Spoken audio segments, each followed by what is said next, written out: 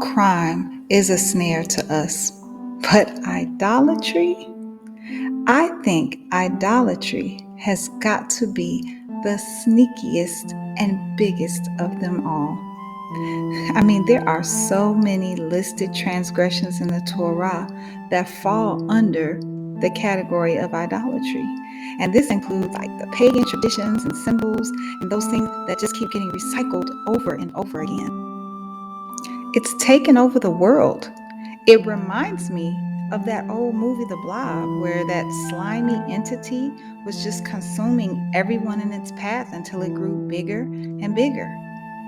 So, how do we defeat such a massive monster? How do we cleanse away the icky residue of idolatry on this walk? It's with one word, and that word is love. John 3:16, for El loves the world so much that he gave his only Son, one alone begotten, to the world, in order that he who believes in him will not perish but have everlasting life. Elohim shows us his love all the time. Most notable is the fact that he loved us enough to sacrifice his Son. But he doesn't want part of our heart, or even just most of it. He wants all of it. And that means that he comes first, even to ourselves. And he doesn't accept lip service. We can show him better than we can tell him. His love language is obedience, obedience to his commandments and belief in Yeshua. Deuteronomy 6:5, and you shall love Yod-Heh-Wah-Heh, your Elohim, with all your heart and with all your being and with all your might. Exodus 20, verse 6, but showing kindness to thousands, to those who love me and guard my commands. 1 John 5:2, by this we know that we love the children of Elohim when we love Elohim and guard his commands. 1 John 5:3, for this is the love for Elohim, that we guard his commands, and his commands are not heavy. John 14:6, Yeshua answered and said unto him, I am the way, the truth, and the life. No one comes unto the Father except through me. Revelation 14:12, here is the endurance of the set-apart ones. Here are those guarding the commands of Elohim and the belief of Yehoshua. Yeshua exemplified and taught his Father's commandments in depth, so to display that our actions are a direct result of our thoughts or the condition of our heart. If we can truly humble ourselves, we can truly change. One cannot simply say they abide in Yeshua's love and not keep the Father's commandments. John 14, verse 15, if you love me, you will keep my commandments.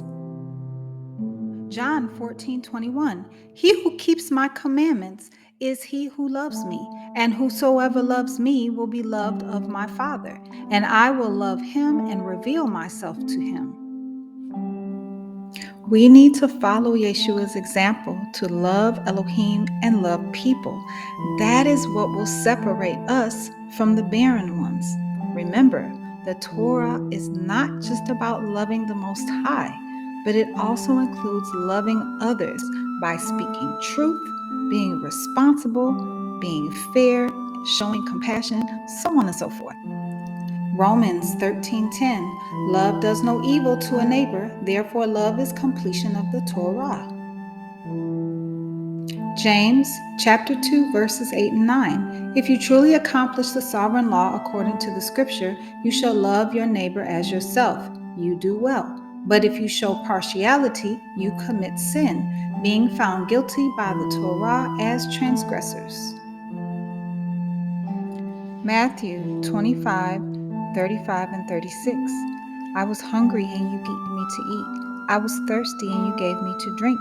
I was homeless and you gave me lodging. I was naked and stripped and you clothed me. I was sick and you visited me. I was imprisoned and you had compassion on me.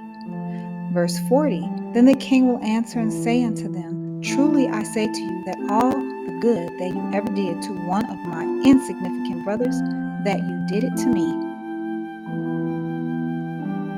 The word of Elohim is all about love, giving us instructions and examples of how to show love, just as he loved us.